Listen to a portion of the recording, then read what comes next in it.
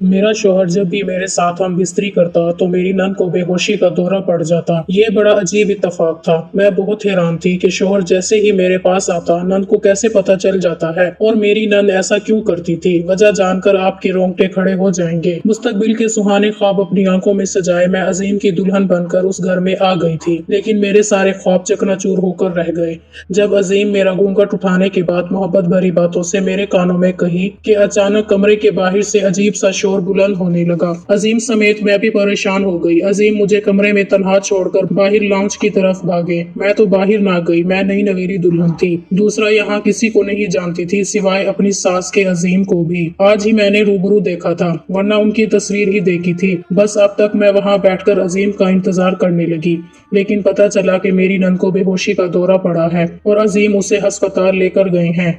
मैं अजीम का इंतजार करते करते सो गई। फजर के वक्त वो आए और सो गए। सारी रात अस्पताल में गुजारने के बाद उन्हें नींद आ गई। मैंने अजीम से कल वाले वाकये के मुतालिक पूछा तो वो टाल गए। कहने लगे मेरी 30 साल बहन है, उसकी सेहत ठीक नहीं रहती, उसे दौरे पड़ते हैं। अजीम ने कहा तो मुझे नौरीन का दुख हुआ। फिर अगले दिन अजीम नौकरी के सिलसिले में दूसरे शहर चले गए। वहाँ उनको भी घर नहीं मिला था, इसलिए मुझे मजबूरन ससुराल में ही रहना था। मैंने घर के कामों में हिस्सा लेना शुरू कर दिया। अरे भाभी, आप क्यों काम करती हैं? मैं कर दूंगी आपके हिस्से का। मुझे किचन में बर्तन धोते हुए मेरी नंद नौरीन ने देखा तो बोली, नौरीन मुझसे आज 8 साल बड़ी थी, आप काम करेंगी, लेकिन आप तो बीमार हैं। मैंने नंद से कहा तो उसे गुस्सा आ गया। आप ही किसको कहा तुमने?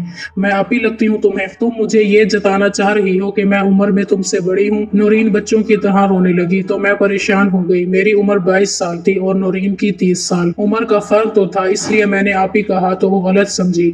आप नाराज ना हो, मैंने तो ऐसे ही कह दिया। आपको बुरा लगा तो आइंदा नहीं करूंगी। मैंने बात संभालते हुए कहा, अच्छा आप ही, आज से हम दोनों दोस्त हैं। वो एकदम खुश हो गई। फिर नौरीन मेरी दोस्त बन गई। मेरे सामने ऐसी हरकत करती जैसे मुझसे छोटी हो। मुझे समझ आ गई कि नौरीन की उम्र तो ज्यादा थी, मगर उसका जहन लड़कपन से आगे नहीं बढ़ सका। उसकी क्या वजह थी मुझे समझ नहीं आ रहा था। शायद ये इंसानी नफ्सियात का मसला था। फिर हफ्ते के आखिर में अजीम आ गए। इतवार की छुट्टी पर मैं उन्हें देखकर खिल उठी। मैं खूब तैयार हुई और घर के किसी काम को हाथ नहीं लगाया। अजीम ने बताया कि वो सिर्फ एक दिन के लिए आए हैं। आज हफ्ता था और कल इतवार। इतवार की शाम को अजीम ने वापस जाना था। अजीम शाम से लेकर रात के खाने तक लंच में अपनी माँ के साथ बैठे रहे। चाय भी वहाँ पे पी और फिर रात का खाना सब ने मिलकर खाया। मैं खाने के बाद कमरे में आ गई और अजीम का इंतजार करने लगी। अजीम खाने के बाद चहलकदमी पर चले गए। फिर आधे घंटे बाद वापस आए और मेरे कमरे में आए। मैंने उन्हें देखकर निगाहें झुका ली। वो मेरे करीब आकर बैठ गए और मुझसे बातें करने लगे। मेरे हुस्न की तारीफ करने लगे। जानती हो महरू,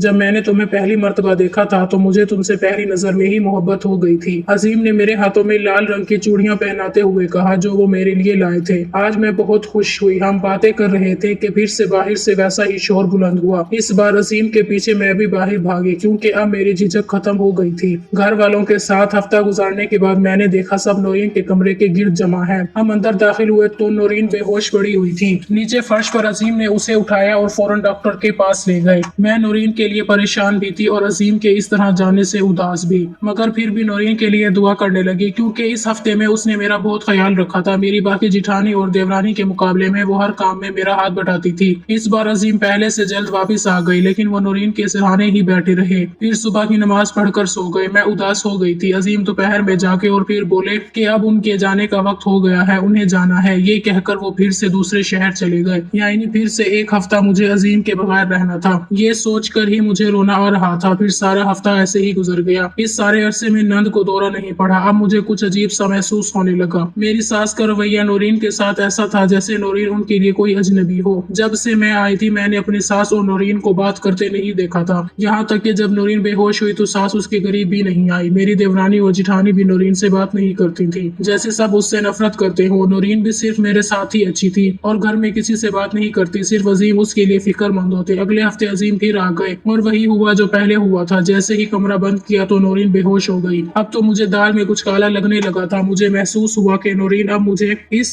क्यों का जवाब तलाश करना था। तो मैंने एक तरकीब सोची। सुबह चले गए तो मैंने उनके जाने की खबर किसी को नहीं दी। घर वालों से कह दिया कि अजीम सो रहे हैं, उनकी तबीयत ठीक नहीं है। ये सुनकर मैंने देखा कि नौरीन किसी गहरी सोच में चली गई। फिर शाम को नौरीन उदास बैठी रही।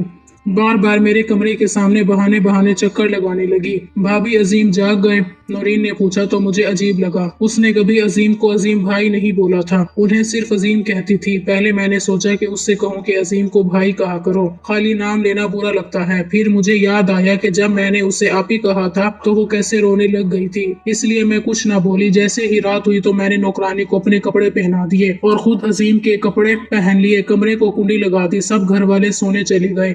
मैंने नौकरानी को मोटी रकम दी थी इस ड्रामे के लिए। थोड़ी देर बाद मुझे महसूस हुआ कि कोई हमें देख रहा है, मगर कहां से। मुझे महसूस हुआ कि कमरे की दीवार, जो कि नौरीन के कमरे की दीवार से मिली हुई थी, वहां कोई पेंटिंग लगी हुई थी। मुझे महसूस हुआ कि इस पेंटिंग में कोई हरकत हुई है। मुझे समझ नहीं आई, ऐसा लगा वहां कोई छिपकली थी। मेरे जहन में धमाका हुआ। मैं फौरन नौरीन के कमरे की जानिब भागी। मैंने नौरीन को हाथ से खींचकर उसके कमरे से बाहर निकाला, उसके कमरे की तलाशी लेने लगी। नौरीन बुरे तरीके से दरवाजा पीटने लगी, मगर मैंने नौरीन की एक बात ना सुनी। कमरे में मुझे कुछ नहीं मिला, लेकिन जैसे ही मैंने गुसल खाने का दरवाजा खोला तो मेरी जान निकल गई, क्योंकि वहां उसे पेंटिंग की पुश्त दिखाई दी जो मेरे कमरे की दीवार में आवेजा थी। मैंने पेंटिंग की पुश्त को सरकाया तो मुझे वहां से मेरा कमरा वाज़े तौर पर नजर आने लगा। मेरा गुस्से से बुरा हाल हो गया। यानी नौरीन मुझे और अजीम को छुप छुप कर यहाँ से देखती हैं। मैंने दरवाजा खोल दिया और नौरीन को एक जोरदार थप्पड़ मारा। शर्म आनी चाहिए तुम्हें, अपने भाई और भाभी के कमरे में इस तरह चोरी छुपे जानते हुए। मैंने गुस्से से कहा, भाभी मेरी बात सुने प्लीज, एक मिनट। नौरीन ने मुझे अपने कमरे के अंदर किया और कुंडी लगा दी। मैं अभी अजीम को फोन करके सब बताती हूँ। मैंने फौरन अजीम का नंबर मिलाना शुरू किया तो नौरीन ने मेरे हाथ से फोन छीन लिया। तुम पहले मेरी बात सुन लो, अजीम से कुछ मत कहना वरना वो मुझे घर से निकाल देंगे।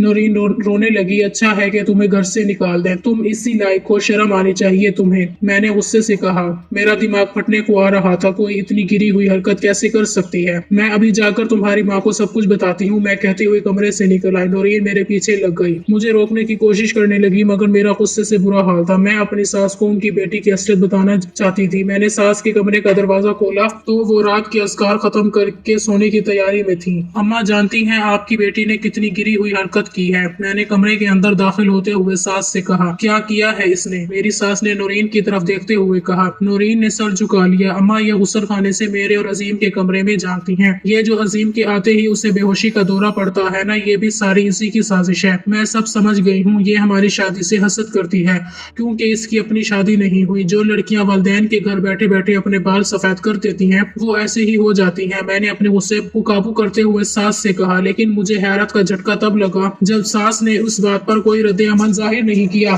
सो जाओ तुम दोनों, बहुत रात हो गई है, सास ने आराम से कहा तो मेरा खून फिर से खोलने लगा। आपकी अपनी बेटी की कोई गलती नजर नहीं आ रही, आप उसे कुछ नहीं कह रही सिर्फ इसलिए कि आपकी बेटी है। मैंने सास से कहा, ये मेरी बेटी नहीं है। सास ने कहा और खुद को रजाई में रूह पोश कर लिया। मैं हैरत से देखने लगी। नौरीन चली गई थी अपने कमरे में, मगर मैं वहां ही खड़ी रही। बत्ती बुझाकर दरवाजा बंद कर दो, मुझे नींद आ रही है। रजाई के अंदर से सास की आवाज आई। मैंने बत्ती बंद की और गुस्से से दरवाजा जोर से मारने के अंदाज में बंद कर दिया। मैं अपने कमरे में आकर सोचने लगी, जो बात सास ने कही थी कि ये मेरी बेटी नहीं है, मैं बार बार इसी जुमले को जेरे लब दोहरा रही थी। अगर नौरीन मेरी सास की बेटी नहीं है तो फिर कौन है। मैंने दिल में सोचा, क्या वो उनकी सौतेली बेटी है। ये सवाल किए जा रही थी। मैं सोच सोच कर पागल होने लगी। फिर न जाने मेरी आंख कब लग गई। सुबह सब ठीक था। मैंने रात वाले वाकये का जिक्र किसी से नहीं किया, बस सोचती रही सारी बातों को। फिर अजीम आ गए। अजीम, आपको नौरीन की शादी कर देनी चाहिए। अब आखिर उसके भी जज्बात होंगे। ऐसी लड़कियां जिनकी शादी वक्त पर नहीं हो पाती तो वो जहनी मरीजा बन जाती हैं और गैर इखलाकी हरकतें करने लगती हैं। आप कोई अच्छा सा इंसान देखकर फौरन नौरीन की शादी कर दें। अब मैंने अजीम से कहा था, उन्होंने हैरत से मुझे देखा, फिर बोला,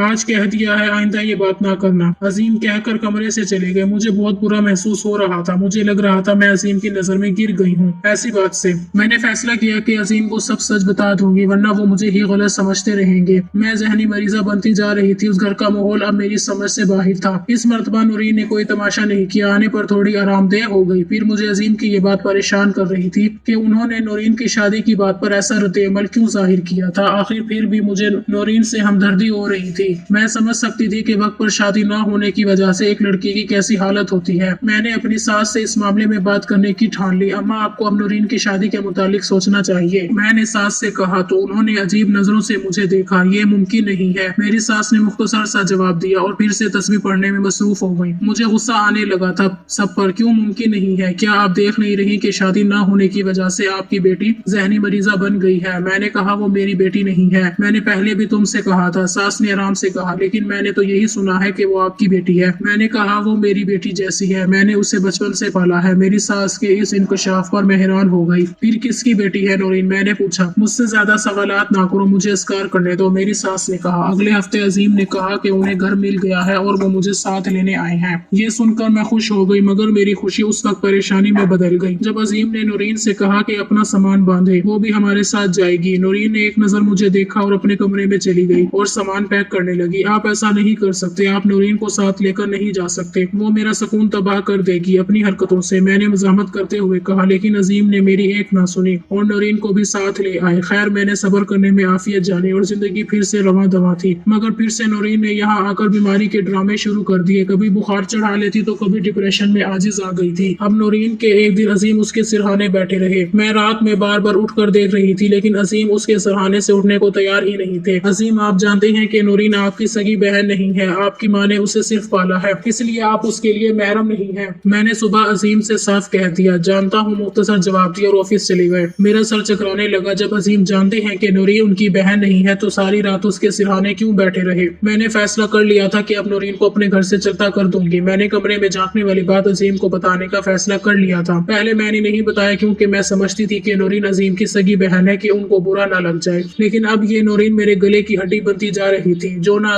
उगली जा रही थी ना निगली जा रही थी। शाम को अजीम ऑफिस से घर आए तो मैंने उस रात वाला वाकया उनके गोश गुजार कर दिया। वो गुस्से से खड़े हुए और नौरीन के पास गए।